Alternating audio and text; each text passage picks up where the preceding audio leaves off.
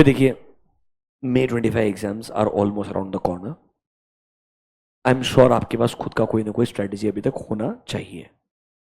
जो भी है, बस एक ही स्ट्रेटेजी हो, पढ़ते जाओ।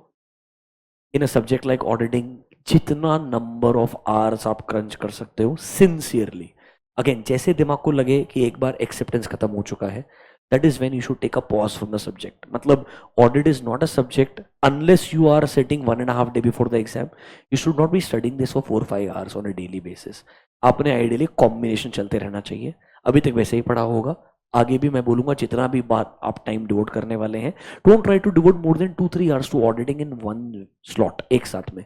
आपने ब्रेक देकर के कोई ना कोई दूसरा सब्जेक्ट टच करना चाहिए, तो ही आपका ऑडिटिंग में एफिशिएंसी रहेगा। वरना एक पॉइंट के बाद आफ्टर 2-2.5 आवर्स आपका एफिशिएंसी सिग्निफिकेंटली डाउन हो जाएगा। It will be wastage of time, please understand this. Now मैंने आपको पहले भी ये चीज बार बार बताई है, फिर से आपको क्लियरली बताता हूं। अगर आपको अभी भी ये नहीं समझ में आ रहा है दैट मैंने इस सिलेबस को एक सिंगल ट्रैक के हिसाब से कैसे अप्रोच करना चाहिए, सबसे पहले दीज आर इंपॉर्टेंट स्टैंडर्ड्स जो मुझे लगता है एग्जाम पॉइंट ऑफ व्यू से फॉर एमसीक्यू और फॉर 3 मार्क 4 मार्क इंपॉर्टेंट है। पर मैं आपसे एक बात बोल रहा हूं, प्लीज समझिए, जेन्युइनली बोल रहा हूं, बोलने के लिए नहीं। Looking at the last attempt, looking at the RTP MTP, it is becoming very very difficult now to predict what ICAI will ask. very very difficult. मतलब they were highly predictable 2 attempt पहले तक। अगर आप मुझे genuinely पूछोगे तो मैं इतना कॉन्फिडेंट आपको बोल सकता था कि हाँ आप इतना पढ़ के चले जाइए, 70 to 80% कंफर्म कवरेज हो जाएगा। मतलब आई वॉज प्रिटी श्योर। अब अगर मैं उनके क्वेश्चंस देख रहा हूं और अब मैं उनका क्वेश्चन पूछने का तरीका जब देख रहा हूं, बहुत डिफिकल्ट है। मतलब आप एक जो एग्जाम्पल छोड़ने का ट्राई करेंगे, फॉर एग्जाम्पल वही एग्जाम्पल क्वेश्चन में पूछेगा, it's very very difficult now. तो मैं आपको जेन्युइनली एक बात बोलता हूं, आपके पास में लिटरली 10-15 दिन बचे हैं। Those who are writing only group 2, those who are writing both the groups, आप तो मैं आपको बोल रहा हूं 2-4 दिन जितना पढ़ सकते हो पढ़ लो, उसके बाद ग्रुप 1 पे चले जाओ। आपके पास तो वैसे भी ज्यादा ऑप्शन नहीं है। So I am talking majority students who are going to write only group 2, तो उनके पास फिर भी 10 दिन है एक्स्ट्रा। वन सिंपल प्रोसेस, ये स्टैंडर्ड्स के अंदर जितना नोटबुक में लिखा है या तो आप पूरा का पूरा पढ़ लो। अगर आपने अभी तक ऐसे मॉड्यूल को हाथ नहीं लगाया है, अब लगा क्या फायदा नहीं है, इट्स टू लेट। चुपचाप जितना नोटबुक में पढ़ लेना, ऐसे बुक को ऐसा एक बार ऊपर पर फ्लिप करना, कहीं गलती से कोई इंपॉर्टेंट वर्ड मार्क किया हुआ ऐसा दिख गया इमीडिएटली तो उसको तब रीड कर लेने का। If you try to go through everything you will just create more stress for yourself according to me. और जितना अच्छे से लिमिटेड पार्ट पढ़ना चाहिए वो चीज भी आप मिस कर दोगे। हालांकि आपने अभी तक मेरे हिसाब से स्टैंडर्ड्स तो सारे के सारे डिटेल में कवर कर लेने चाहिए थे। अगर वैसा कर लिया है तो इन स्टैंडर्ड्स के रिगार्डिंग एक भी सेंटेंस रीड करना मत छोड़ना। अब जो सेंटेंस छोड़ोगे वेरी हाई चांस उसी पे एमसीक्यू आएगा। एग्जांपल बोलता हूं, ट्रबल करने के लिए नहीं। एंगेजमेंट लेटर बनाना कंपलसरी होता है क्या? 210 बोलते हैं नहीं। 210 में एक पैराग्राफ लिखा हुआ है। क्या लिखा हुआ है? अभी तक इसमें नहीं आया MCQ, but I am just giving an example how they can trouble you. अगर लॉ या रेगुलेशन में ऑडिटर का scope of audit specifically detail में लिखा हुआ है तो एंगेजमेंट लेटर अलग से बनाना कंपलसरी ही नहीं होता। रेकरिंग छोड़ दो, रियल नॉर्मल ऑडिट में भी एंगेजमेंट लेटर बनाना कंपलसरी नहीं है, एक्सेप्ट एक रिटन अग्रीमेंट होना चाहिए जिसमें लॉ एप्लीकेबल उतना लिखना पड़ेगा एंड हमारा रेस्पॉन्सिबिलिटी एंड मैनेजमेंट का रेस्पॉन्सिबिलिटी उतना पार्ट लिख करके पेपर पे साइन कर लो। It is also equals to engagement letter. So याद है, engagement letter is not the only option, there can be any other written agreement. The word is any other written agreement. Is that also equal to engagement letter? Yes. अभी एक sentence है 210 में कहीं तो लिखा हुआ है, मैं आपको बोल रहा हूं आप सब पढ़ेंगे 210 में, कंटेंट्स पढ़ लिया, प्री कंडीशन पढ़ लिया, रेकरिंग ऑडिट पढ़ लिया, चेंज कब होता पढ़ लिया, ये एक सेंटेंस छोड़ दोगे इसी पे एमसीक्यू आ जाएगा। दैट इज वाई जब मैं स्टैंडर्ड पढ़ने के लिए आपको बोल रहा हूं, मतलब मैं बोल रहा हूं इसमें से आपको सब पढ़ना है। This should be your step number 1। सारे स्टैंडर्ड्स कंप्लीट नहीं करने, इतने ही स्टैंडर्ड्स मैं उसके बाद बताऊंगा। देयर आर सम स्टैंडर्ड्स जो आपने सबसे लास्ट में रेफर करने चाहिए इन दी एंड। इसके बाद में आपने कंपल्सरी 2 चैप्टर जिसमें मुझे लगता है कुछ भी नहीं छोड़ना चाहिए, वो चैप्टर 1 and 11। क्यों? कंफर्म क्वेश्चन आता है। मतलब एक बार 5 और 9 का वेटेज फुलफिल नहीं होता है, बट 1-11 में से 100% एक थियोरेटिकल डिस्क्रिप्टिव क्वेश्चन आना एंड आजकल 5-5 मार्क के लिए आएगा सीधा, मतलब 1 5 mark question from chapter 1 and 1 5 mark question from chapter number 11 and MCQ जो मिलेगा वो बोनस है। मतलब मुझे लगता है 10 to 15 मार्क्स कम समय में बहुत आसानी से बिना कोई चीज स्किप किए कवर अगर हो सकता है तो 1 in 11 से कवर हो सकता है।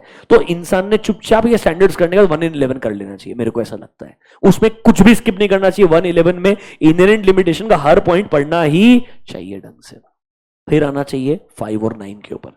अब मेजोरिटी लोगों को ये चैप्टर पसंद नहीं है, मुझे पता है, but I am telling you once again, अगर पूछने का तरीका जैसा आजकल हो रहा है पॉइंट बाय पॉइंट रहा तो थोड़ा स्कोर करना आसान होता है। तो 5 9 में अगर आपने थोड़ा रीजनेबल कवरेज भी किया ना फिर भी स्कोरिंग हो सकती है, because they are asking you more different pattern of questions. हाँ 5 में एक रिस्क है। क्या रिस्क है?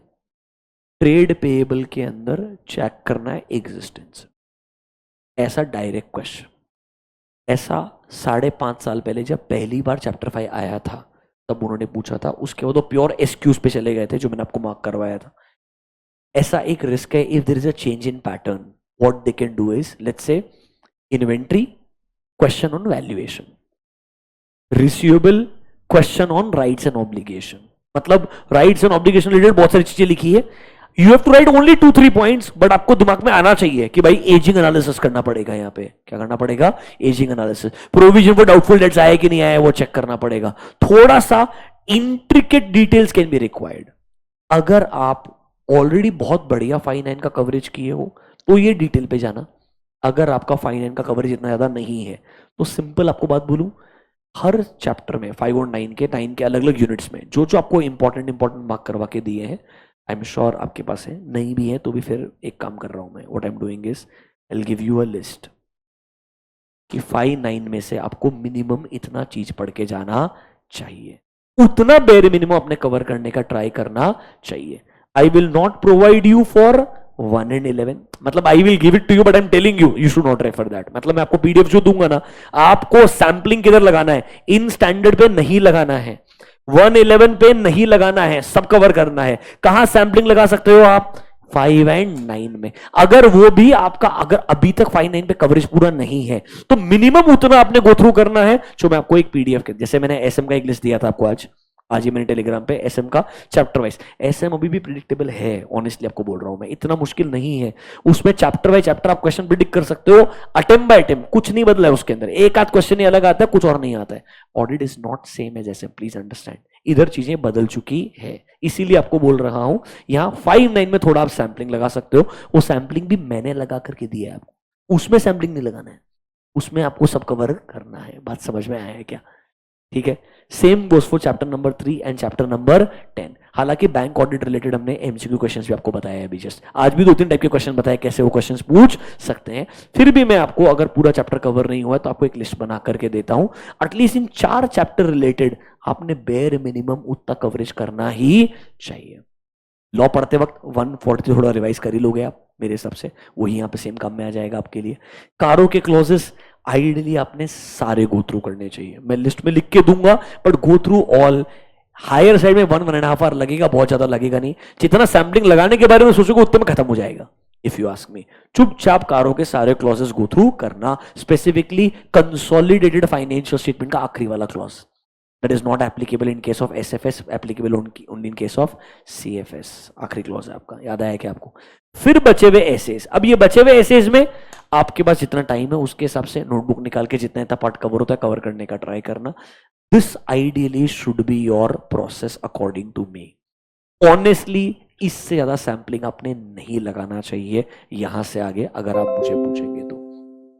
अगर मुझे क्वेश्चंस पढ़ने भी है तो कहां से पढ़ूं? मेरे हिसाब से अब आपके ओवरऑल अंडरस्टैंडिंग बहुत बढ़िया है तो क्वेश्चंस पढ़ के फायदा है, वरना मैं जेन्युइनली आपको बोलूंगा अगर सिलेबस पे अभी तक कॉन्फिडेंस नहीं है, ज्यादा समय सिलेबस पे डिवोट करना, क्वेश्चंस अपने आप ऑटोमेटिकली हो जाएंगे। जितनी वैरायटी हो सकती है, कैटेगरी हो सकती है, सारे मैंने आपके साथ आज डिस्कस किए, लास्ट एमसीक्यू में डिस्कस किए, ईओबी के बैच में डिस्कशन किया था, रेगुलर के बैच में जो question, that variety is sufficient for understanding the question. It is not about understanding now, it is about writing. उसके लिए मेरे को आना चाहिए, उसके लिए मेरे ढंग से रीड करना चाहिए। फिर भी अगर आपको पढ़ना है, एमसीक्यू में बोलूंगा कुछ भी दिमाग मत लगाना। आईसीआई का केस सिनेरियो को जो बुकलेट है जिसमें अपन ने क्वेश्चन डिस्कस किए थे निकाल करके, वही चीज एंड दूसरा मॉडल टेस्ट पेपर्स जो मैंने आपको पीडीएफ शेयर करके दिया है, उतना ही सॉल्व कर लोगे, बहुत ज्यादा हो गया. मतलब even if you ask me my QnA book, you don't need to touch, it's not needed. क्यों? टाइम ही नहीं है आपके पास में, आपके पास ऑलरेडी इतना सारा क्वेश्चंस है. Similarly descriptive questions model test papers ICI के. अब अगर मैं बोलूंगा लेटेस्ट जो आरटीपी एमटीपी है वो भी पढ़ने का जरूरत नहीं है. आज आरटीपी का ऑलमोस्ट 80% क्वेश्चन डिस्कस कर लिया मैंने आपके साथ में. तो आप उसके बजाय सिर्फ और सिर्फ मॉडल टेस्ट पेपर के क्वेश्चन अगर देखेंगे, that is also more than sufficient. बात समझ में आया क्या? Is this clear? That's all. I think आप ये फॉलो करो, कोई दिक्कत नहीं आएगा. आएगा तो मैनेज करेंगे. एक चीज और याद रखो please, that in a subject like this 100% coverage, 100% exam के अंदर लिखना इज नेक्स्ट टू इम्पॉसिबल. होता है, उसके लिए आपको बहुत ज्यादा समय डालने की जरूरत है. अब हमारे पास जितना समय है उसमें जितना बेस्ट पॉसिबल आप आउटपुट निकाल सकते हो उस पर आपने फोकस करना चाहिए. Okay, that's all from my side. I will share a list of these chapter 5, 9, 3 and 10 with you. उसके अलावा जेन्युइनली बोल रहा हूं, ये पूरा पीडीएफ आपको शेयर कर दूंगा. बाकी प्लीज प्लीज प्लीज सैम्पलिंग मत लगाओ. जितना पढ़ सकते हो डिटेल में उतना पढ़ते जाओ. अभी गुड.